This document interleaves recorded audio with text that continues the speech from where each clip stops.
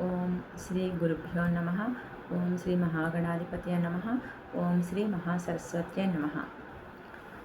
ఇప్పుడు మనం భాగవతం దశమస్కంధం ఉత్తర భాగంలో భాగంగా వృకాసురుడు విష్ణుమాయచే మరణించుట, శ్రీకృష్ణుడు మృతులైన విప్రసుతుల్ని తెచ్చుట గురించి తెలుసుకుందాం.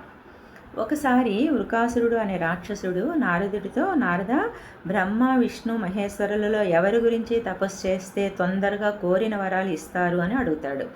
వెంటనే నారదుడు వృకాసురుడితో, వృకాసుర, బ్రహ్మగారు సృష్టి చేస్తారు, ఆయన గురించి చాలా చాలా తపస్సు చేయాలి, విష్ణుమూర్తికి మోక్షం కోసం అయితేనే తపస్సు చేయాలి, ఇంకా శివుడు ఉన్నాడు చూడు, భోళాశంకరుడు తొందరగా ప్రత్యక్షం అవుతాడు అని అంటాడు. అయితే శివుడి కోసం నేను ఎక్కడ తపస్సు చేయాలి అని అడుగుతాడు. కేదార తీరంలో చెయ్యమని చెప్తాడు నారదుడు. వృకాసురుడు తపస్సు మొదలు పెడతాడు. ఎంతకాలం చేసినా శివుడు ప్రత్యక్షం అవ్వకపోయేసరికి వృకాసురుడు అక్కసుతో తన శరీరం ముక్కలు ముక్కలుగా నరుక్కొని అగ్నిలో వేసేస్తూ తన తలను కూడా నరుక్కుపోతూ ఉండగా శివుడు ప్రత్యక్షం అయ్యి, వృకాసుర, ఆగు ఆగు, నీకేం వరం కావాలి అని అడుగుతాడు. శంకర, నేను నా చేతిని ఎవరి తల మీద పెడితే వాడి తల పగిలిపోయేటట్లు నన్ను అనుగ్రహించు అంటాడు వృకాసురుడు. ఇదేమి వింత కోరిక అనుకొని తదాస్తు అంటాడు శివుడు.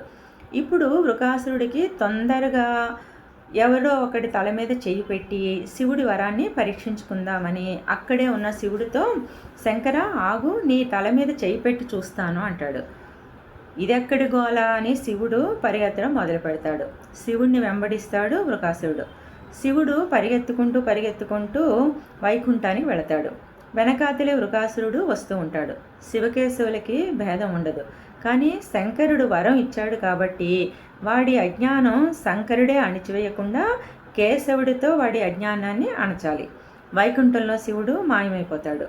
శ్రీమన్నారాయణుడు ఒక వటువు రూపంలో బంగారు మొలత్రాడు, పచ్చటి గోచి, 3 పోగులు ఉన్న యజ్ఞోపీతం వేసుకొని కమండలం చేత్తో పట్టుకొని బ్రహ్మచారిగా బయటకు వస్తూ వృకాసురుని చూసి, అయ్యో వృకాసుర, అలా పరిగెత్తుకొస్తున్నావేంటి, అంతలాగా ఎందుకు రొప్పుతున్నావు, ఆగు ఆగు అని అంటాడు.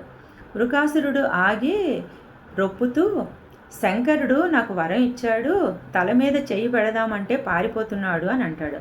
వృకాసుర, దక్ష ప్రజాపతి యజ్ఞం పూర్తయిన దగ్గర నుంచి శంకరుని ప్రవర్తనలో మార్పు వచ్చింది. పిశాచాలని భూతాలని వెంట పెట్టుకుని తిరుగుతున్నాడు, అబద్ధాలు ఆడడం మొదలుపెట్టాడు. అయినా శివుడు పవిత్రుడు కదా, నీ శరీరాన్ని నరుక్కుని నువ్వు దుర్వాసనతో అపవిత్రంగా ఉన్నావు. నువ్వు స్నానం చేసి పవిత్రంగా వస్తే శివుడు నీ ఎదురుకుండా వస్తాడు, అక్కడ ఉన్న మడుగులో స్నానం చేసిరా అంటాడు నారాయణుడు. అలాగే అని వృకాసురుడు స్నానం చేయడానికి మడుగులోకి దిగి 3 మునకలు వేసి నీళ్లను తుడుచుకుందామని తన తల మీద చేయి పెట్టుకుంటాడు. వెంటనే తల పగిలి ముక్కలు అయి చనిపోతాడు. కోరికలు ధర్మబద్ధంగా ఉండాలి. మనుషులు కోరికలు కోరి అవి తీరాక ఈశ్వరునికి కృతజ్ఞతలు చెప్పరు. వెంటనే భగవంతుడిని మర్చిపోతారు. నా అంతటి వాడిని నేను అనుకుంటారు. నేనే అన్నీ చేశానని అహంకారంలో ఉంటారు. తాను ఏ పని చేసినా, ఏ విజయాన్ని పొందినా ఈశ్వరు కృప వల్లనే అని భావించిన నాడు కృతార్థుడు అవుతాడు అని ఉద్ధవుడికి కృష్ణ పరమాత్మ ఈ కథని భాగవతంలో చెప్పారు అని సుఖ మహర్షి పరీక్షిత్ మహారాజుకి చెప్పారు. తర్వాత మనము దశమ స్కంధం ఉత్తర భాగంలో ఆఖరి భాగంగా శ్రీకృష్ణుడు మృతులైన విప్రసుతులని తీసుకురావడం గురించి తెలుసుకుందాం. ద్వారకా నగరంలో ఒక బ్రాహ్మణుడికి పెళ్లి జరిగి అతని భార్య గర్భాన్ని ధరించి మొదటి సంతానంగా ఒక కుమారుడికి జన్మనిస్తుంది. పుట్టిన వెంటనే ఆ కుమారుడు మరణిస్తాడు. ఆ మరణించిన పిల్లవాడిని తీసుకుని వచ్చి ఆ బ్రాహ్మణుడు రాజద్వారం దగ్గర పెట్టి, నేను ఏ పాపము ఎరుగని వాడను, ధర్మబద్ధమైన నడవడిక ఉన్నవాడిని, అయినా సరే నా కుమారుడు మరణించాడు, అంటే దేశానికి ఆధిపత్యం వహించిన రాజు దోషం వలన ఇలా జరిగింది, రాజుకి ధర్మబద్ధమైన నడవడిక లేనట్లు ఉంది అని ఏడ్చుకుంటూ ఆ మరణించిన బిడ్డని తీసుకుని వెళ్ళిపోతాడు. రెండోసారి కొడుకు పుడతాడు. వెంటనే మరణిస్తాడు. మరలా ఆ బ్రాహ్మణుడు అదే రీతిగా రాజద్వారం దగ్గర పడుకోబెట్టి ఏడిచి వెళ్ళిపోతాడు. అలా 8 మంది చనిపోయిన పిల్లల్ని రాజద్వారం దగ్గర పడుకోబెట్టడం, రాజుని నింద చేసి వెళ్ళడం జరుగుతున్నా అక్కడే ఉన్న కృష్ణ పరమాత్మ ఏమీ మాట్లాడకుండా చూస్తూ ఉంటాడు. 8వసారి అలా నింద చేస్తున్నప్పుడు అక్కడ అర్జునుడు ఉంటాడు. వెంటనే ఆ బ్రాహ్మణుడితో, ఓ విప్రుడా, నీ ఏడుపును బట్టి నీ యనమండుగురు కుమారులు మరణించారని తెలుస్తోంది. కానీ ఈ రాజ్యంలో నీ ఏడుపుని పట్టించుకొని నిన్ను ఉద్ధరించే విలుకాడే లేడా అని గట్టిగా అంటాడు. దానికి ఆ బ్రాహ్మణుడు, ఈ సభలో కృష్ణుడు ఉన్నాడు, బలరాముడు, అనిరుద్ధుడు, ప్రద్యుమ్నుడు, ఉగ్రసేనుడు ఉన్నారు. కానీ ఇటువంటి వాళ్లే రక్షించలేకపోయారు. నువ్వెవరు అయ్యా ఇన్ని మాటలు మాట్లాడుతున్నావు అని అంటాడు. అర్జునుడికి అహం దెబ్బతింటుంది. ఓ బ్రాహ్మణ, నువ్వు అన్నట్లు నేను బలరాముణ్ణి కాను, మురా అనే రాక్షసుని సంహరించిన శ్రీకృష్ణుణ్ణి కాను, అనిరుద్ధుణ్ణి కాను, ప్రద్యుమ్నుని కాను. కానీ గాంధీవం పట్టుకొని 2 చేతులతో బాణాలను తీసి సంధించి విడిచిపెట్టి శత్రువులను నిర్చించగల సవ్యసాచిని అర్జునుణ్ణి. ఇక మీదట నీ కొడుకుని నేను కాపాడుతాను. ఒకవేళ అలా కాపాడలేకపోయినప్పుడు అగ్ని ప్రవేశం చేస్తాను.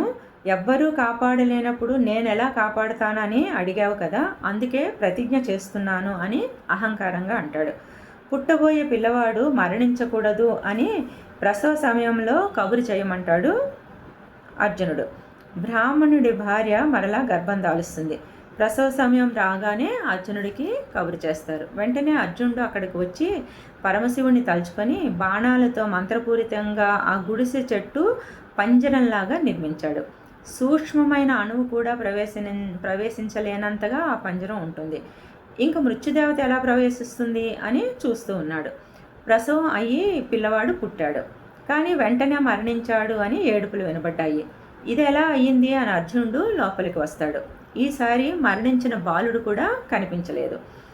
అర్జునుడు నిర్మించిన దుర్భేద్యమైన బాణకవచం నుండి పిల్లవాడు కూడా ఎలా మాయమయ్యాడు అని అర్జునుడు తిన్నగా యమధర్మరాజు గారి దగ్గరికి వెళతాడు. అప్పుడు యమధర్మరాజు గారు తాను ఏ బ్రాహ్మణ కుమారుని తీసుకురాలేదు అని అంటాడు. ఆయన యమధర్మరాజు నీతిమంతుడు, అబద్ధాలు చెప్పడు.